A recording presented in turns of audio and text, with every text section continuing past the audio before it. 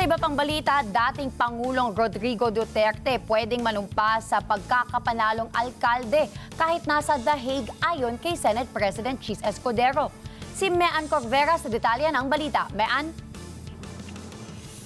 Maaari pa rin manumpa si dating Pangulong Rodrigo Duterte bilang alkalde ng Davao City kahit pa nakakulong sa International Criminal Court.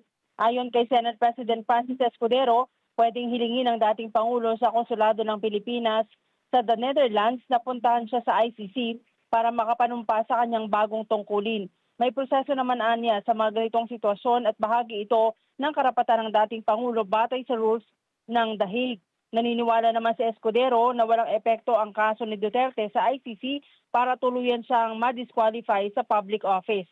Pero dahil posibleng hindi agad siya makauwi ng Pilipinas, ayon sa senador, nakasaad sa Local Government Code na maaring humalili kay Duterte ang nanalong vice mayor nito na si incumbent Davao City Mayor Baste Duterte.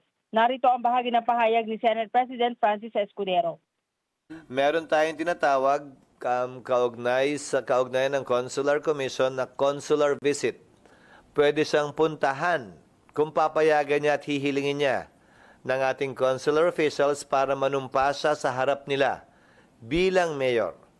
Subalit, kung hindi siya makakauwi for circumstances or reasons beyond his control dahil nga nakadetain na siya sa The Hague,